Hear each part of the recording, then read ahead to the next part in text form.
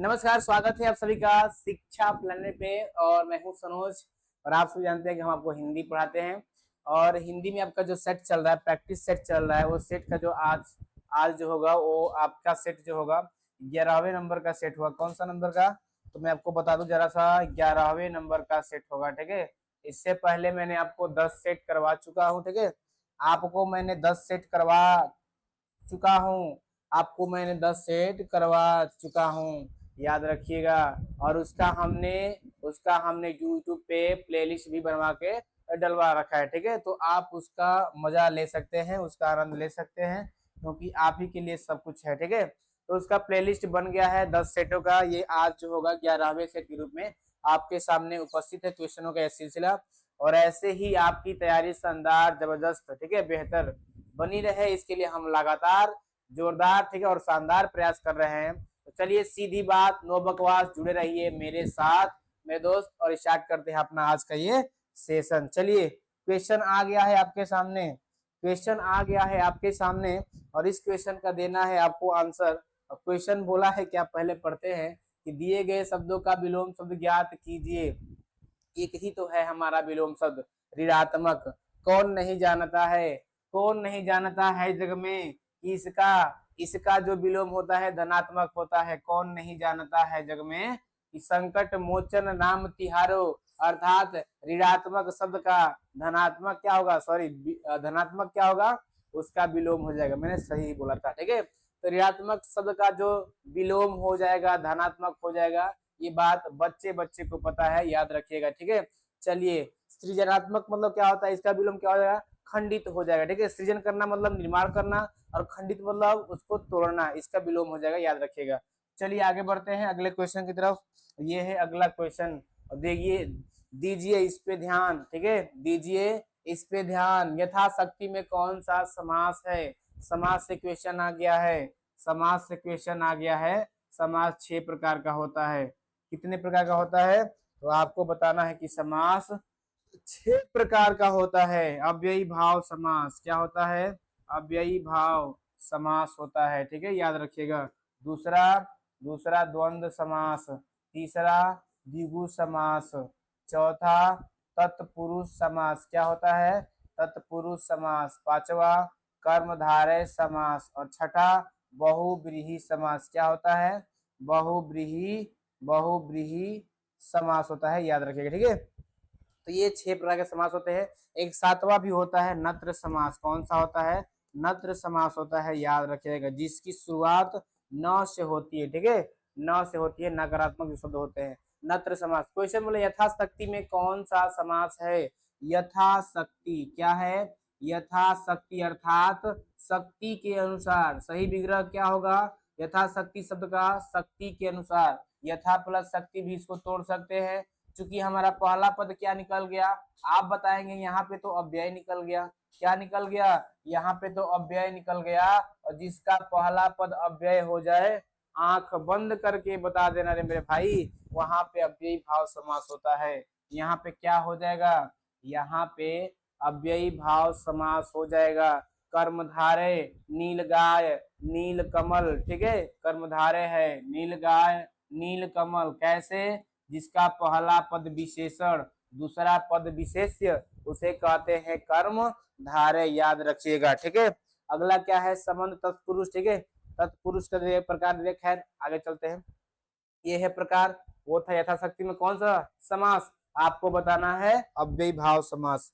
आगे बढ़ गए, आगे बढ़ गए, आगे बढ़ गए तीसरे क्वेश्चन की तरफ। और देखो तो जरा तीसरा क्वेश्चन क्या बोल दिया यहाँ पे, पिता के घर पर रहने वाली युवती के लिए उपयुक्त कौन सा शब्द सही है। अनेक शब्दों का एक शब्द आया है आपके सामने, अनेक शब्दों का एक शब्द आया है कि पिता के घर रहने वाली युवती के लिए एक शब्द क्या होगा मेरे भाई, उसे हम क्या कहते हैं, सुहागिन क्या कहते हैं, जिसका पति जिंदा हो। क्या हो, जिसका पति, जिस स्त्री का पति, जिसका पति क्या हो, जिंदा हो, जिसका पति जीवित ले लो, जिंदा छोड़ो ना, जीवित हो, उसे हम क्या कहते हैं, उसे हम क्या बोलते हैं, सुहागिन कहते हैं, याद रखिएगा। अच्छा, जिसका पति मर गया हो, विधवा बोलते हैं। ठीक है, याद रखिएगा, क्या बोलते हैं, विधवा बोलते हैं, और जिसका पति जीवित हो उसे सधवा भी बोलते हैं। अच्छा, जिसकी पत्नी मर गई हो उसे हम क्या बोलते हैं? जिस व्यक्ति की पत्नी मर गई होगा वो पुरुष है, उसे हम क्या कहेंगे? विदुर। क्या कहेंगे? विदुर। और जिसका पति मर गया हो विधवा, जिसका पति जीवित है उसको सधवा भी कहते हैं, और इसका पति जीवित उसको हम सुहागिन भी कहते हैं। तो ऐसे में कि पति के घर रहने वाली युवती सुवासिनी कहलाती है। क्या कहलाती है? सुवासिनी कहलाती है। सिकता क्वेश्चन आया है। क्या आया है? सिकता क्वेश्चन आया है। सिकता किसे कहते हैं? बलुई जमीन को। क्या कहते हैं? कोई बालू वाली जमीन है आपकी, अगर आपके आपके घर के पीछे, घर के आगे या कहीं खाद गड्ढे में बलुई जमीन है, उसे हम क्या कहते हैं? मेरे भाई आज से उसे बोलना स्टार्ट कर देना, ये तो सिकता जमीन है हमारी, अर्थात बलुई जमीन है। क्या है? ये तो हमारी सिकता जमीन है। ठीक है, बलुई जमीन है, याद रखिएगा। सिकता जमीन को बलुई जमीन। सुवासिनी, जिस पिता के घर स्त्री रहती है उसे हम सुवासिनी। जिसका पति जिंदा है सुहागिनी। जिसका पति जिंदा है उसे हम सधवा भी कहते हैं। जिसका पति मर गया विधवा भी कहते हैं। जिसकी पत्नी मर गई उसे हम विदुर भी कहते हैं। याद रखिएगा। ठीक है, आपसे एक क्वेश्चन देकर जा रहा हूं, बताना कि 1 से लेकर 5 वर्ष की युवती को क्या कहते हैं। ये आपके लिए क्वेश्चन है। 1 से लेकर के कहां से? 1 से लेकर के 5 वर्ष की युवती को, अर्थात वर्ष की लड़की को क्या कहते हैं? लड़की को क्या कहते हैं? ये क्वेश्चन आपके लिए है। क्या है? ये क्वेश्चन आपके लिए है, और इसका आंसर देना है कमेंट बॉक्स में। कहाँ देना है इसका आंसर? आपको देना है कमेंट बॉक्स में। आगे बढ़ते हैं। क्वेश्चन क्या आ गया आपके सामने? क्वेश्चन 4 नंबर आपके सामने आ गया। बोल रहा है क्या? निम्नलिखित में से कौन सा शब्द अग्नि का पर्यायवाची नहीं है? अग्नि, अग्नि, अग्नि, अग्नि। अनल क्या होता है? अनल। आग क्या होता है? आग होता है। ठीक है, और क्या होता है? वैश्वानर। क्या होता है? वैश्वानर। क्या होता है? वैश्वानर। ये अग्नि का ही क्या है? ये अग्नि का ही क्या है? पर्यायवाची है। ठीक है, और क्या होता है? अनल भी होता है, आग भी होता है, अग्नि भी होता है, वैश्वानर भी होता है। ठीक है, और क्या होता है? तो ये चलिए 3 हमें याद है, बताया, इसके आगे भी याद नहीं आ रहा, कोई बात नहीं। तो ये सब के सब क्या है? अग्नि के पर्यायवाची हैं। अनल भी है और वैश्वानर भी है। अमी नहीं है। क्या है? अमी नहीं है। ठीक है, अमी नहीं है। किसका है ये अमृत का है। क्या है? अमृत का है, याद रखिएगा। तो ये सी नहीं है, बाकी दोनों के दोनों क्या है? अग्नि के पर्यायवाची हैं। आगे बढ़ते हैं। हुताशन एक क्या होता है? हुताशन भी होता है, याद रखिएगा। हुताशन, हुताशन। ठीक है, हुताशन भी होता है। दहन क्या होता है? दहन भी होता है, याद रखिएगा। ठीक है, आगे बढ़ते हैं अगले क्वेश्चन की तरफ। देखो क्या बोल रहा है, देखो तो जरा, देखो क्वेश्चन को क्या बोला है। निम्नलिखित में से कौन में से नाक का बाल होना? अच्छा, मुहावरा आ गया है यहाँ, तो मुहावरा आ गया है कि नाक का बाल होना, मुहावरे का क्या अर्थ है? नाक का बाल होना मुहावरे का क्या अर्थ है? बाबूजी आप जानते हैं, वो जो रामू नौकर है ना, वो तो राजा जी का नाक का बाल हो गया है, मतलब अत्यधिक प्यारा हो गया है। क्या हो गया है? अधिक प्यारा हो गया है। आप जानते हैं बाबूजी, जो रामू नौकर है वो क्या है? राजा साहब का क्या हो गया है? बाल का नाक हो गया है, मतलब नाक का बाल हो गया है, मतलब अधिक प्यारा हो गया है। तो इसका राइट आंसर क्या हो जाएगा? अधिक प्यारा होना। ठीक है, आगे चलते हैं, आगे बढ़ते हैं अगले क्वेश्चन की तरफ। ये देखिए अगला क्वेश्चन बोला है कि निम्नलिखित में से खोज का अनेकार्थी शब्द कौन सा नहीं है? खोज, खोज का मतलब क्या क्या होता है और क्या नहीं होता है, वही हमें ढूंढना है। खोज का मतलब होता क्या है? एक तो अनुसंधान होता है। क्या होता है? एक तो अनुसंधान होता है, और बहुत सारे अनुसंधान हमारे देश में हैं। ठीक है, खोज का मतलब क्या होता है? अनुसंधान होता है। जिज्ञासा भी होता है जानने की। ठीक है, जिज्ञासा क्या होता है? जिज्ञासा भी होता है, और क्या होता है? तलाश भी होता है। क्या होता है? तलाश भी होता है। मतलब खोज का अगर देखें अनेकार्थी शब्द तो क्या क्या हो जाएगा? अनुसंधान हो जाएगा। क्या हो जाएगा? अनुसंधान हो जाएगा, जिज्ञासा हो जाएगा, तलाश हो जाएगा, इच्छा पूर्ति नहीं होगी। ठीक है, इच्छा पूर्ति नहीं है, कामना, इच्छा, क्या आकांक्षा जो है ये कभी नहीं होगा, ये दूसरा है। सी इसका राइट आंसर हो जाएगा, यही नहीं है बाकी ये तीनों के तीनों है, याद रखिएगा। खोज के क्या है ये, अनेकार्थी शब्द, खोज के अनेकार्थी शब्द, अनेकार्थी शब्द है, याद रखिएगा, अनेकार्थी शब्द है, याद रखिएगा। आगे बढ़ते हैं अगले क्वेश्चन की तरफ। देखो क्या कह दिया अगला क्वेश्चन, कहा है कि निम्नलिखित में से कौन सा शब्द स्त्रीलिंग है, स्त्रीलिंग और पुल्लिंग आ गया, स्त्रीलिंग और पुल्लिंग आ गया, ठीक है, स्त्रीलिंग और पुल्लिंग आ गया। थोड़ा सा मैं स्त्रीलिंग और पुल्लिंग के बारे में आपको बता दूं, रूबरू करवा दूं, ठीक है। अगर कोई शब्द अकारांत है, अकारांत समझते हैं, जैसे में आम, क्या है, आम है, तो इसके अंत में क्या निकल के आया, और निकल के आया, तो आम जो है आकारांत है। तो कोई आकारांत जो शब्द होते हैं वो पुल्लिंग होते हैं, क्या होते हैं, पुल्लिंग होते हैं।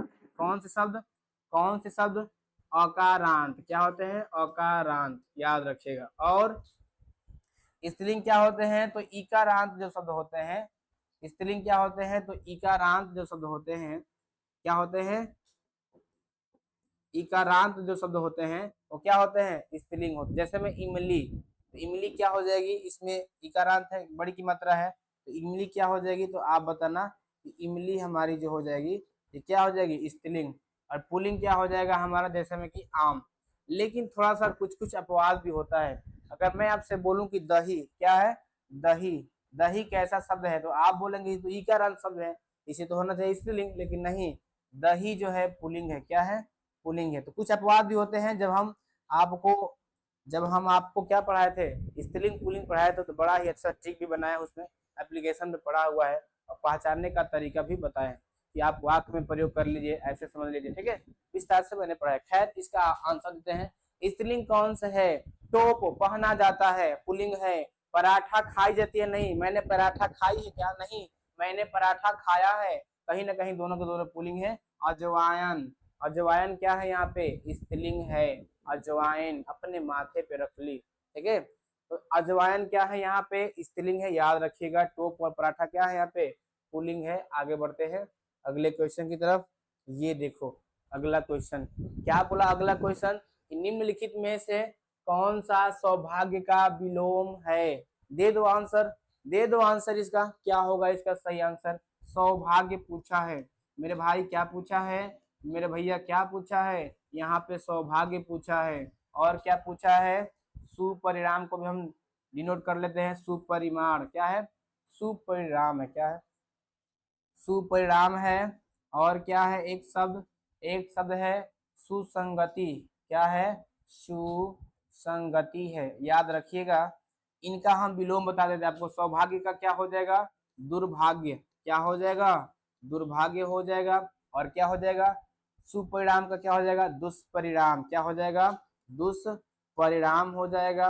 और क्या हो जाएगा, एक इसका है सुसंगति का, क्या हो जाएगा, कुसंगति, क्या हो जाएगा, कुसंगति हो जाएगा। तो भैया ये सब थे, और ये सब क्या है इसके, तो ये सब इसके विलोम है। चलो हमें कौन सा वाला चाहिए, हमें कौन सा वाला चाहिए, तो हमें तो सौभाग्य वाला चाहिए, और सौभाग्य वाला तो ये ना है जी, दुर्भाग्य। तो सौभाग्य का विलोम दुर्भाग्य, सुपरिणाम का विलोम क्या हो जाएगा, दुष्परिणाम, और सुसंगति का विलोम हो जाएगा, क्या हो जाएगा, कुसंगति रे भाई। आगे बढ़ते हैं अगले क्वेश्चन की तरफ। चलिए देखिए, देखिए अगले क्वेश्चन को देखिए, देख लिए क्या आप, देख लिए, कह रहा है कि हर्ष, दुख, घृणा, पीड़ा इत्यादि मनोभावों को व्यक्त करने वाले शब्दों को क्या कहते हैं। हर्ष का बोध हो, दुख का बोध हो, पीड़ा का बोध हो, उसे हम आश्चर्य अर्थात विस्मय आदि बोधक ही तो कहते हैं। आप भी जानते हैं, बच्चा बच्चा जानता है, उसे हम विस्मय आदि बोधक कहते हैं। जैसे में शाबाश मेरे शेर, शाबाश मेरे शेर, अरे तुम कहाँ गए थे, अरे, ठीक है, अहो, अहो आदि सुनते हो, अहो, अरे, शाबाश, सबके सब क्या है, छी, ये कैसी बदबू है, छी, क्या हो जाएगा यहाँ पे, छी हो जाएगा, ये हमारा क्या हो जाएगा, ये हमारा छी छी जो होता है, ठीक है, ये हमारा क्या हो जाएंगे, कहीं ना कहीं ये हमारे विस्मयादि बोधक हो जाएंगे। विस्मयादि बोधक होते क्या है, जो हर्ष, दुख, पीड़ा, ठीक है, कष्ट, घृणा आदि के मनोभाव को जागृत करे या बोध कराए, तो विस्मयादि बोधक इसका राइट आंसर हो जाएगा, याद रखिएगा। ठीक है। अव्यय क्या होते हैं? अवयव, अवयव है क्योंकि यहाँ पे अव्यय, अवयव मतलब तत्व, खैर अव्यय होना चाहिए थे यहाँ पे। अव्यय क्या होते हैं? तो अव्यय बताना कि 4 होते हैं। अव्यय कौन होते हैं? 4 होते हैं। कौन कौन? तो बता दें आपको, क्रिया विशेषण। कौन कौन होते हैं? क्रिया विशेषण। और एक कौन सा होता है? एक होता है विशेषण, एक होता है समुच्चय बोधक। क्या होता है? समुच्चय बोधक होता है। एक क्या होता है? एक होता है संबंध बोधक। क्या होता है? संबंध, संबंध बोधक। और एक क्या होता है? आप बताएंगे विस्मय आदि बोधक। क्या होता है? विस्मय आदि बोधक होता है, याद रखिएगा। ठीक है। तो ये 4 हमारे क्या होते हैं? ये चारों के चारों हमारे क्या होते हैं? ये चारों के चारों हमारे अव्यय होते हैं। अच्छा, कि एक बात और है, अव्यय 5 भी होते हैं। मुख्य तो 4 होंगे। अच्छा, ये 5वां कौन है? आप बोलेंगे आपने कहाँ से नया एक बता दिया। मेरे भाई, निपात का आप नाम सुने होंगे, निपात। अब सुने हैं क्या? निपात एकदम विस्मयादि बोधक के ही भांति होते हैं, लेकिन वे वाक्य में उनका महत्व नहीं रहता। ठीक है। वे सिंगल प्रयोग होते हैं, लेकिन वाक्य में वो महत्व डाल देते हैं प्रयोग होने से। तो कोई पूछे तो 5 भी होते बताना, क्रिया विशेषण, समुच्चय बोधक, संबंध बोधक, विस्मयादि बोधक और निपात। ऐसे मुख्य 4 ही होते हैं, याद रखिएगा। ये 5 भी होते हैं। आगे बढ़ते हैं अगले क्वेश्चन की तरफ। देखो अगला क्वेश्चन आ गया तुम्हारे सामने, आ गया तुम्हारे सामने अगला क्वेश्चन। कह रहा है कि दिए गए वाक्य में सर्वनाम ज्ञात कीजिए। इनकी तुम्हें क्या है? इनकी तुम्हारे में कोई रुचि नहीं है। इनकी, इनकी को पूछा है। आप बोलेंगे इनकी भी है, तुम्हारे है, तो तुम्हारे क्या है? पहले जो आया है उससे विचार करो, इनकी के बारे में सोचो। इनकी तुम्हारे में कोई रुचि, देखो इसमें 3 क्या है? सर्वनाम है। कोई है, तुम्हारे है, इनकी है। मतलब हमसे किससे है? इनकी से है। कैसा है? कैसा है मध्यम पुरुष है, अन्य पुरुष है, अनिश्चयवाचक सर्वनाम है। पहले तो देखो, सर्वनाम 6 प्रकार के होते हैं। पुरुषवाचक सर्वनाम, निश्चयवाचक सर्वनाम, अनिश्चयवाचक सर्वनाम, संबंधवाचक सर्वनाम, प्रश्नवाचक सर्वनाम, निजवाचक सर्वनाम। ठीक है। 6 होते हैं। जो पहला पुरुषवाचक होता है, पहला क्या होता है? पुरुषवाचक होता है। पुरुषवाचक के 3 उपभेद होते हैं। कितने होते हैं? तो पुरुषवाचक के 3 उपभेद होते हैं। एक तो उत्तम पुरुष होता है, एक तो मध्यम पुरुष होता है। क्या होता है? उत्तम पुरुष होता है, मध्यम पुरुष होता है और अन्य पुरुष होता है। ध्यान से समझिएगा, उत्तम, मध्यम और अन्य। उत्तम क्या होता है? जिससे कर्ता या लेखक स्वयं अपने लिए करते, जैसे मैं, मुझे, मुझको, हम, हमें, हमको। मध्यम क्या होता है? दूसरा वाला, तुम, तुम्हें, तुम्हारा, तुमको। अन्य क्या होता है? वे, उनको, इनकी। इसमें पूछा है कि इनकी क्या है, तो मेरे भैया अन्य पुरुष है। क्या है? ये ही हमारा अन्य पुरुष है, याद रखिएगा। वे, ये, उनकी, इनकी। ठीक है। तुम, तुम्हारे, तुमको, तुमने। उत्तम क्या हो जाएगा? मैं, मुझे, मुझको, हम, हमें, हमको। ये क्या है? उत्तम पुरुष है। ठीक है, याद रखिएगा। मध्यम में क्या होता है? तुम, तुम्हें, तुमको, याद रखिएगा। चलिए आगे बढ़ते हैं, आगे बढ़ते हैं अगले क्वेश्चन की तरफ। देखो अगला क्वेश्चन, बाधा था विधु को किसने, इन काली जंजीरों से मणि वाले फरियों का मुख क्यों भरा हुआ है हीरो से। ठीक है। कहीं ना कहीं चंद्रमा का उल्लेख, ठीक है, मणि वाले फरियों और भरा हुआ हीरे से तुलना किया जा रहा है। उसकी चमक को बादलों से बांधा हुआ जंजीर के बारे में बात की जा रही है। कहीं ना कहीं ऐसा हो सकता है क्या कि बादल रूपी जंजीरें चंद्रमा को बांध सकती हैं? नहीं, जंजीरें कभी उसको बांध नहीं सकती। यहाँ पे क्या किया गया है? बात को बढ़ा चढ़ा के बारे में बताया गया। ठीक है। बात को बढ़ा चढ़ा करके बताई गई है कि बाधा था विधु को किसने, क्या चंद्रमा कोई बांध सकता है? नहीं। इन काली जंजीरों से मड़ियों वाले फरियों का मुख क्यों भरा हुआ है हीरो से। ठीक है। क्यों भरा हुआ है हीरो से में कौन सा अलंकार है? बात को जहां पे बढ़ा चढ़ा कर बात की जाए वहां पे अतिशुक्ति अलंकार होता है। कौन सा होता है? अतिशुक्ति अलंकार होता है। मेरे भैया ध्यान समझिए। ठीक है। अतिशुक्ति, जहां पे कहीं भी बात को बढ़ा चढ़ा कर की जाए तो। ठीक है। आगे देखते हैं, आगे देखते हैं अगले क्वेश्चन की तरफ। देखो क्या बोल गया अगला क्वेश्चन, निम्नलिखित वाक्यों में से सरल वाक्य ज्ञात कीजिए। सरल वाक्य, एक कर्ता एक क्रिया ढूंढो बस। जब मैं ट्रैफिक में फंसा हुआ था इसलिए जल्दी नहीं आ पाया, इसलिए आ गया है। मैं जल्दी नहीं आ सका क्योंकि मैं ट्रैफिक में फंसा हुआ था, क्योंकि आ गया है, संयुक्त वाक्य है। क्या है ये? संयुक्त वाक्य है। हमें ढूंढना है कौन सा? सरल वाक्य। ट्रैफिक में फंसने के कारण जल्दी नहीं आ सका। देखो यहाँ पे इसलिए आ गया है, ये भी क्या हो जाएगा? संयुक्त हो जाएगा, ठीक है। और ये भी क्या हो जाएगा? क्योंकि है, अथवा, और, या, क्योंकि, सब क्या है? इस सब के सब संयुक्त के हैं। मैं ट्रैफिक में फंसने का जल्दी नहीं आ सका, यही जो है हमारा नहीं आ सका सिंपल वाक्य है, साधारण वाक्य है, सरल वाक्य है, याद रखिएगा। इसका राइट आंसर सी हो जाएगा, ठीक है। एक कर्ता मिल जाए, एक कर्म मिल जाए, एक क्रिया मिल जाए, सरल वाक्य। संयुक्त वाक्य क्या होते हैं? और, अथवा, किंतु, परंतु मिल जाए, जो क्या हो जाएगा? संयुक्त वाक्य हो जाएगा। जो मिल जाए, तो मिल जाए, जब तब मिल जाए, क्या हो जाएगा किसी वाक्य में? वो आपका मिश्र वाक्य हो जाएगा, याद रखिएगा। आगे बढ़ते हैं। आगे देखिए, जिसका कोई आकार ना हो, ये सब जानते हैं। जिसका कोई आकार ना हो उस परम ब्रह्म को हम क्या कहते हैं? उस परम ब्रह्म निराकार कहते हैं। आत्मा को, परमात्मा को क्या कहते हैं? उसे हम निराकार कहते हैं, जिसका कोई आकार ना हो, ठीक है। जिसका कोई आकार ना हो, ठीक है। आकार ना हो। विकार क्या होता है? संयोग से बनने वाले अर्थ, ठीक है, विकार होते हैं, याद रखिएगा। जिसका कोई आकार ना हो उसे हम निराकार कहते हैं, ठीक है, निराकार। ब्रह्म ब्रह्म भगवान क्या है? निराकार है। जिसके हाथ भी नहीं है पर वो काम करते हैं, जिह्वा नहीं है पर सभी रसों का स्वाद लेता है, ठीक है। उसके पैर नहीं है फिर भी वो चलता है, ठीक है। वो क्या है? निराकार है, उसका कोई आकार नहीं है फिर भी वो सारी क्रियाएं करता है। आगे देखिए, खेत रहना। खेत रहना मुहावरे का क्या अर्थ है? नया नया मुहावरा आपके सामने लेकर आते हैं। बहुत सारे मुहावरे हैं जो आप बहुत सुनने होते हैं, लेकिन मैं जो लाता हूँ वो कहीं ना कहीं न्यू होते हैं, अच्छे होते हैं। खेत रहना। खेत रहना मुहावरे का अर्थ क्या होगा? आप समझें, खेत रहना मतलब खेत की रखवाली करना, कतई नहीं। खेत पे वही रहता है जो अपने देश की रक्षा करता है, अर्थात बॉर्डर पे वही रहता है जो अपने देश की रक्षा करता है, ठीक है। और वीर गति पाने की हमेशा वो चाहत रखता है, अर्थात खेत रहना मतलब वीर गति पाना। बॉर्डर पे जो सिपाही हैं अपने खेत रहते हैं, वो हमेशा वीर गति को पाना चाहते हैं, ठीक है, हमेशा तैयार रहते हैं वीर गति पाना। तो ये क्या हो जाएगा? खेत रहना मुहावरे का अर्थ वीर गति पाना, ठीक है। खेत की रखवाली करना, खेत में काम करना, ये कभी नहीं होगा। खेत रहना अर्थात वीर गति को प्राप्त करना, ठीक है, वीर गति पाना। वीर गति पाना हो जाएगा इस मुहावरे का अर्थ। आगे बढ़ते हैं अगले क्वेश्चन की तरफ। देखो जरा इस क्वेश्चन को, पर्यायवाची शब्द से आया हुआ है। किस विकल्प के सभी शब्द परस्पर पर्यायवाची हैं? मतलब तीन तो शुद्ध विकल्प हैं, इसमें से कुछ एक जो होंगे एक टाइप के होंगे, किसी एक का पर्यायवाची होंगे, बाकी कुछ अलग अलग होंगे। चलिए देखिए, कटक। कटक मतलब क्या होता है? कटक मतलब होता है फौज। क्या होता है? फौज।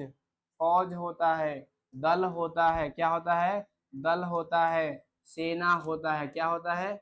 सेना होता है। लेकिन इसमें बल जो है ये दूसरा शब्द है, ठीक है। बल का मतलब क्या होता है? तो बल का मतलब क्या होता है? गति होता है। क्या होता है? गति होता है, ठीक है। क्या होता है? फोर्स होता है। ये बल जो है अलग एक भिन्न है, ये नहीं होगा, ठीक है। वन। वन का मतलब क्या होता है? वन का मतलब जंगल होता है। क्या होता है? जंगल होता है। कानन होता है, लेकिन ये बानन नहीं होता, ठीक है। बानन कुछ अलग शब्द है, कुछ अलग शब्द है, बानन नहीं होता है। लेकिन धन, द्रव्य, मुद्रा, ये क्या है? किसी न किसी एक के पर्यायवाची शब्द है। किसके हैं? तो वो कहीं ना कहीं धन के ही क्या है? पर्यायवाची है। धन कह लीजिए, द्रव्य कह लीजिए, मुद्रा कह लीजिए, ठीक है, रत्न कह लीजिए, रत्न कह लीजिए, सारी एक ही बात है। चलिए आगे बढ़ते हैं। तो सी इसका राइट आंसर हो जाएगा। यहाँ इसमें थोड़ा ये कॉमन था, बाकी सी क्या है? सेम सेम है। आगे बढ़ते हैं अगले क्वेश्चन की तरफ। देखो देखो अगला क्वेश्चन क्या बोल रहा है। अगला क्वेश्चन, निम्नलिखित में से कौन सा ऊष्म व्यंजन है? आ गया व्यंजन। मुख्य रूप से चार प्रकार के, स्पर्श, अंतस्थ, ऊष्म और संयुक्त। बोला है ऊष्म कौन से होते हैं? ऊष्म व्यंजनों की संख्या चार होती है। कौन कौन से? तो आपका तालव्य स, मूर्ध सॉरी तालव्य स, क्या होता है आपका? तालव्य स, तालव्य स, मूर्धन्य स, और एक क्या होता है? दंती स। क्या होता है? दंती स। और एक और कौन सा होता है? हा होता है। इन चारों को ही हम क्या बोलते हैं? ऊष्म व्यंजन बोलते हैं, याद रखिएगा। इन चारों को ही हम ऊष्म व्यंजन बोलते हैं, ऊष्म व्यंजन बोलते हैं। कहा है कि इसमें से उसमें व्यंजन नहीं है, उसमें व्यंजन नहीं है। श है क्या? एकदम है। स है क्या? एकदम है। उसमें व्यंजन है पूछा है, नहीं है पूछा है। श क्या है? स। बाकी बाकी फ क्या है? आप बताएंगे प, फ, ब, भ, म। ये सब आपके क्या है? ये आपके जो है, आपके क्या है? ये प है, फ है, ब है, ठीक है, ओष्ठ है। क्या है? ओष्ठ से है। ये ओष्ठ से इनका उच्चारण होता है। इन दोनों का ओष्ठ से क्या होता है? उच्चारण होता है, याद रखिएगा। ओष्ठ, ओष्ठ से उच्चारण होता है, ठीक है। तो प और फ, ब, भ का। चलिए, स क्या है? उस पर व्यंजन है। बाकी जो है क्या है? ओष्ठ से दोनों का उच्चारण होता है। आगे बढ़ते हैं। अगला देखिए, निम्नलिखित में से देशज शब्द नहीं है, देशज नहीं है। मेरे भाई, मेरे भाई, शब्द पूरे हिंदी में चार तरह से बनते हैं। पूरी हिंदी की बात कर रहे हैं, पूरी हिंदी की बात, पूरी हिंदी की बात कर रहे हैं कि शब्द पूरी हिंदी में चार तरह से बनते हैं। याद रखिएगा कौन कौन से। पहला हमने लिख दिया है उत्पत्ति के आधार पे, रचना या बनावट के आधार पे, प्रयोग के आधार पे और अर्थ के आधार पे। उत्पत्ति के आधार पे शब्द जो होते हैं 5 प्रकार के होते हैं। कौन कौन होते हैं? मैं थोड़ा आपको रूबरू करवा दूं। आपका तत्सम शब्द होता है, तद्भव होता है, क्या होता है? तद्भव होता है, देशज होता है, क्या होता है? देशज होता है, विदेशज होता है, उसके बाद संकर या मिश्रित होता है। याद रखिएगा, संकर या मिश्रित शब्द होता है, याद रखिएगा। ये उत्पत्ति के आधार पे शब्द के 5 प्रकार, तत्सम, तद्भव, देशज, विदेशज, संकर या मिश्रित शब्द। प्रयोग के आधार पे, रचना या बनावट, पहले सुन लीजिए। रचना या बनावट के आधार पे 3 होता है, रूढ़ शब्द, यौगिक शब्द और योग रूढ़ शब्द। प्रयोग के आधार पे कितने होते हैं मेरे भाई? प्रयोग के आधार पे 2 होते हैं, विकारी और अविकारी, ठीक है, याद रखिएगा। अर्थ के आधार पे कौन होते हैं? अर्थ के आधार पे मुख्यतः 6 होते हैं, एकार्थी, अनेकार्थी, विपार्थी, समानार्थी, ठीक है। समानार्थी को ही परिवाची कहते हैं, विपार्थी को विलोम कहते हैं। अनेक शब्दों के एक शब्द इसी में आते हैं, सम, श्रुति, भिन्नार्थक शब्द इसी में आते हैं, ठीक है। और श्रुति, सम, अंतर वो भी इसी में आते हैं, याद रखिएगा, ठीक है। पूरे हिंदी में शब्द 4 तरह से बनते हैं। पहला जो है उत्पत्ति के आधार पे, इसके आधार पे 5 होते हैं। इसी में से एक पूछ दिया है देशज, क्या पूछ दिया है? देशज। देशज नहीं है। देशज वे शब्द होते हैं जो आपके आपके देश के होते हैं, आपके क्षेत्र के होते हैं, ठीक है, उन्हें हम देशज कहते हैं। जैसे में खटखट, पटपट, खटिया, डिबिया, लोटा, थरिया, खुरपी, ये सब क्या है? देशज शब्द है। तो कह रहा है कि इसमें से देशज नहीं है। तोंद देशज है, नहीं कहते हैं। लाला जी ने केला खाया, ठीक है, और तोंद फुलाकर कदम बढ़ाया। तो तोंद जो है, पेट वाला तोंद, वो देशज है, ठीक है। टक्कर, टक्कर, तूने टक्कर दे दी मुझे, अब तुझे छोड़ूंगा नहीं। तो टक्कर क्या है? टक्कर भी हमारा देशज है। लेकिन लेकिन लेकिन टेलीफोन जो है विदेशज शब्द है, क्या है? विदेशज है। और वही पूछा है कि नहीं है, उसी को ज्ञात कीजिए। तो टेलीफोन यहाँ पे क्या हो जाएगा? विदेशज हो जाएगा, याद रखिएगा, ठीक है। चलिए एक एक एग्जाम्पल दे रहे हैं। तत्सम में जैसे में हस्ती, क्या होता है? हस्ती तत्सम शब्द है। तद्भव इसका हाथी, क्या हो जाएगा? हाथी। देशज में एक ले लो, लोटा, क्या हो जाएगा? लोटा हो जाएगा। खटिया, क्या हो जाएगा? खटिया, डिबिया, ठीक है। विदेशज में क्या हो जाएगा? ट्रेन, क्या हो जाएगा? ट्रेन हो जाएगा। बस हो जाएगा, ट्रैक्टर हो जाएगा, ठीक है। मिश्रित, संकर या मिश्रित में क्या हो जाएगा? रेलगाड़ी, क्या हो जाएगा? रेलगाड़ी हो जाएगा। अच्छा, संकर या मिश्रित क्या होते हैं?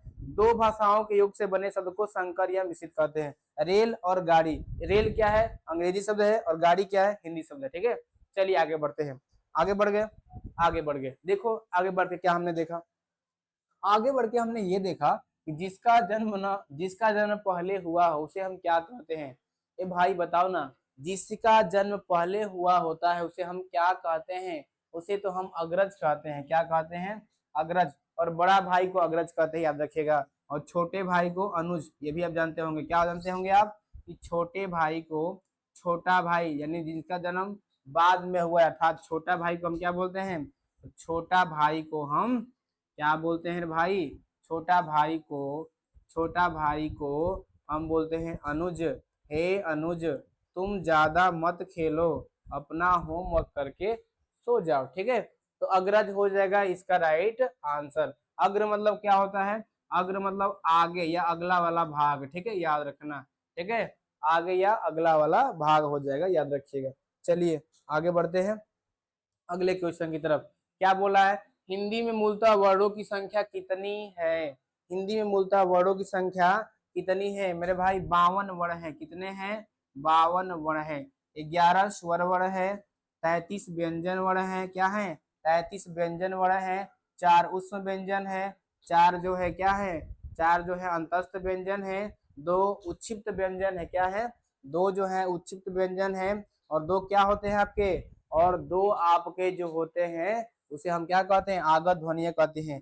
4 4 8 और 4 12, और 12 11 ये, 12 ये, और आपका 33 ये। देखो तो कितना हुआ?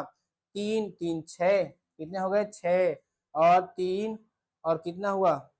2 3 2 5 1 6, 66 हो गए। क्या थोड़ा सा मैंने मिस्टेक कर दिया। 11 स्वर, 33 क्या हो गए? व्यंजन, 4 हो गए आपके उष्म व्यंजन, 4 हो गए आपके अंतस्थ व्यंजन, 2 उच्छिष्ट व्यंजन और 2 अन्यत्रित व्यंजन। 2 2 4, और 4 8, और 4 12, 12 11 दूना 22 1 23, 23 और 33 कितने हो जाएंगे आपके? 6 3 2 5, 56 हो गए। क्या 56 हो गए? क्या अच्छा, जो 4 56 हो गए क्या? हाँ, 4 को मैंने काउंट कर लिया। ठीक है, देखो किसमें कितने होते हैं? 11। तो देखो यहाँ पे हम काउंट करके दिखा दे रहे हैं आपको। 11 तो स्वर हो गए, और आपके 33 व्यंजन हो गए। क्या हो गए? 33 आपके व्यंजन हो गए, और आपके 4 जो हैं, 4 जो हैं आपके ये उष्म व्यंजन हो गए। क्या हो गए? 4 जो है आपके उष्म व्यंजन हो गए। क्या हो गए? 4 जो है आपके उष्म व्यंजन। देखिए ये 4 को तो काउंट पहले ही कर चुके हैं, उसमें कोई काउंट करना। ठीक है, 4 उष्म हो गए हैं, और बचे आपके क्या चीज? तो बचे आपके 2, इधर सही कर रहे हैं, 2 और प्लस 2, 2 क्या होते हैं? 2 आपके उच्छिष्ट, उच्छिष्ट होते हैं। क्या होते हैं? उच्छिष्ट व्यंजन हो गए, उच्छिष्ट व्यंजन हो गए। और 2 आपके क्या होंगे? आगत हो गए। आगत समझते हैं आप? ज और फ को, ज और फ को आगत ध्वनियां कहते हैं, जिसके अंत क्या है? जीरो लगता है। ज और फ ये आगत ध्वनियां है। ठीक है, अगर आपको जीरो लिखना हो तो इन आगत ध्वनियों का प्रयोग आप कहेंगे तो ज और फ है। नहीं भैया नहीं, इसके नीचे बिंदी लगा है। ठीक है, ये आगत है, ये फारसी वर्ड है। जैसे में अगर जीरो लिखना होता तो ऐसे लिखते हैं आप जीरो, लेकिन ये क्या है? सरासर क्या है? ये सरासर ये गलत है। जीरो नहीं लिखा था, ऐसे लिखा था जीरो। क्या होता है? जीरो। आप पढ़ते हैं जीरो, नहीं जीरो। जीरो ये बिंदी लगती है तो ज, ये होता है फ। ठीक है, याद रखिएगा। तो आगत ध्वनि। अब काउंट करो, 2 2 4 4 8, कितने हो गए? 8। यहाँ पे देख लो, 52 आपको दिखा दे रहे हैं। 8 ये, 11 ये, और आपके 33 ये।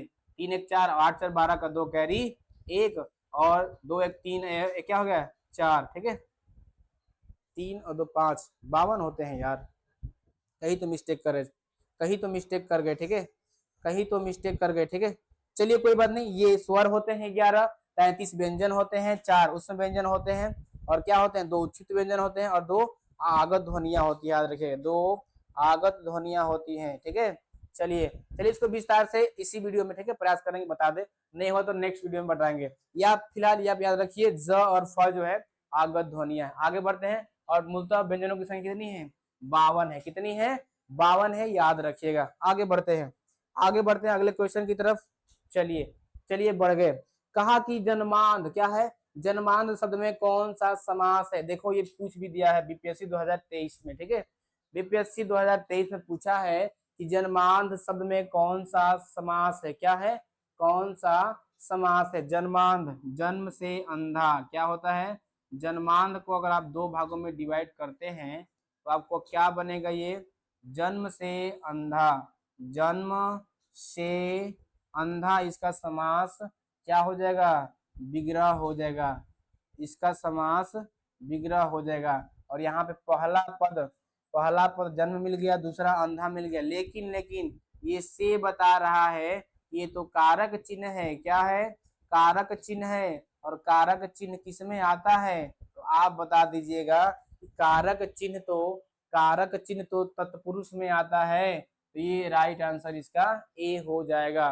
राजकुमार, राजा का कुमार, का क्या है? कारक चिन्ह। क्या हो जाएगा? तत्पुरुष। ठीक है, याद रखिएगा।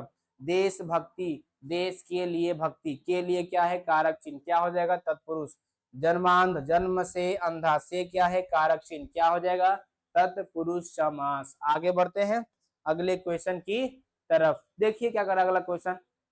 कह रहा है कि प्रत्युत्तर शब्द में कौन सी संधि है, प्रत्युत्तर शब्द में कौन सी संधि है, प्रत्युत्तर शब्द में वृद्धि संधि है या आदि संधि है या यण संधि है। प्रत्युत्तर को पहले डिवाइड तो करो, पहले आप डिवाइड तो करो, इसका विच्छेद तो करो, आराम से पता चल जाएगा। प्रत्युत्तर, प्रत्युत्तर में कौन सी संधि है, प्रति प्लस उत्तर, बताओगे क्या होगा इसका सही आंसर, तो आप बताना प्रति प्लस उत्तर। और हम यहाँ पे देखते हैं कि यहाँ से निकलता है ई, यहाँ से निकलता है ऊ, और जैसे ही ई जो है किसी भिन्न स्वर के साथ मेल करती है तो ई जो है य में बदल जाता है, और यहाँ पे य लगा ही है, और य र ल व किसमें होता है, आप बताना यण संधि में, यण स्वर संधि में होता है मेरे भाई यण स्वर संधि में होता है। वृद्धि में क्या होता है, विधि में क्या होता है, जलौध, क्या होता है, जलौध, औ की मात्रा जलौध, ध जल प्लस ओध। आदि में क्या होता है, पवन, क्या होता है, पवन, नयन, गायक, क्या हो जाएगा, पवन, नायक, गायक, सब कैसी संधि का एग्जाम्पल हैं, आप बताना अयादी संधि के हैं। ठीक है, आगे याद रखिएगा। चलिए आगे बढ़ते हैं, आगे बढ़ते हैं। 22 नंबर का क्वेश्चन, और यही हमारा अंतिमवा क्वेश्चन होगा। कहा है कि निम्नलिखित में से प्लुत स्वर की विशेषता नहीं है, प्लुत स्वर की विशेषता नहीं है। आ गया बहुत क्वेश्चन अच्छा। कहा है प्लुत स्वर, क्या होता है, प्लुत स्वर। मेरे भाई प्लुत जो स्वर होता है इसकी विशेषता क्या होती है, ध्यान से समझिएगा। एक तो इसके उच्चारण में 3 मात्रा का समय लगता है, कितनी मात्रा का, इसका उच्चारण में 3 मात्रा का समय लगता है, 3 मात्रा का समय लगता है। ठीक है, का समय लगता है। दूसरा इसकी विशेषता क्या है, इसका प्रयोग नाटक पे जोकर लोग, रंगमंच पे जोकर लोग और गायक लोग किया करते हैं। नाटक में जोकर और रंगमंच पे गायक लोग किया करते हैं। तो गायक इसका प्रयोग करता है आलाप लेने में, और जोकर करता है लोगों को मनोरंजन कराने के लिए। तो इसका प्रयोग जोकर और गायक भी किया करते हैं। आगे क्या है, आगे क्या है, इसका उच्चारण करने में सबसे अधिक समय लगता है। ठीक है, सबसे अधिक समय लगता है, क्या, एकदम लगता है, एकदम अधिक समय लगता है। ह्रस्व से दीर्घ से ज्यादा समय लगता है तो प्लुत स्वरों को ही बोलने में लगता है। तो कहीं ना कहीं इसकी विशेषता है। 3 मात्रा का प्रयोग होता है, एकदम सही बात है, होता ही है। उच्चारण में सबसे ज्यादा समय लगता है, सही बात है। इसका प्रयोग गायक जोकर द्वारा किया जाता है, एकदम सही बात है। उपयुक्त में से एक से अधिक इसका राइट आंसर हो जाएगा। ठीक है, उपयुक्त में से एक से अधिक इसका राइट आंसर हो जाएगा। ठीक है, हो जाएगा। एक क्वेश्चन थोड़ा सा दिक्कत दिया हुआ है ये वाला, इसका हम आंसर जल्द से जल्द, ठीक है, अगले वीडियो में, नेक्स्ट वीडियो में बतला देंगे। ठीक है, याद रखिएगा। आपको रूबरू करवा देंगे कितने 52 वर्ड तो जो हिंदी में होते हैं, 52 वर्ड जो तो हिंदी में होते हैं वो है, ठीक है, लेकिन कितने स्वर होते हैं, कितने व्यंजन होते हैं, कैसे 52 वर्ण है उसको, ये तो क्लियर है कि 11 स्वर होंगे, 33 व्यंजन होंगे, 4 उसमें होंगे, 2 उच्चित होते हैं, 2 आगत होते हैं, लेकिन जोड़ने पे 52 होने चाहिए ना। थोड़ा सा कहीं मिस्टेक हो रहा है, अगर यहाँ पे मैं बताता हूँ तो समय ले लूंगा, वीडियो आपकी क्या खराब हो जाएगी। ठीक है, तो इसको ध्यान में रखते हुए इसको रखते हैं क्या, होमवर्क के लिए, और ये हमारे लिए होमवर्क है। ठीक है, आपके लिए नहीं है। ठीक है, और आप याद लाइएगा, हम इस क्वेश्चन को अगले वीडियो में बता देंगे और अच्छे से बता देंगे। ठीक है, तो चलिए आज की जो जर्नी थी हमारी यहीं तक थी। बाकी आप बताएंगे कि यह क्लास या वीडियो आपको कैसा लगा, या आपकी प्रैक्टिस कैसा रहा, कितने में से कितने आप कर पाए, 22 क्वेश्चनों में से कितने का आप सही आंसर दे पाए। ठीक है, क्या आप अच्छा स्कोर कर पा रहे हैं या नहीं कर पा रहे हैं, कहाँ दिक्कतें हो रही है, कहाँ समस्या हो रही है, तो आप कमेंट करके अवश्य बताएं, उसका हम जल्द से जल्द सोल्यूशन देने का प्रयास करेंगे कमेंट में। ठीक है, तब हमको दीजिए इजाजत, ऐसे ही वीडियो के साथ मिलते हैं नेक्स्ट वीडियो में, तब तक के लिए जय हिंद।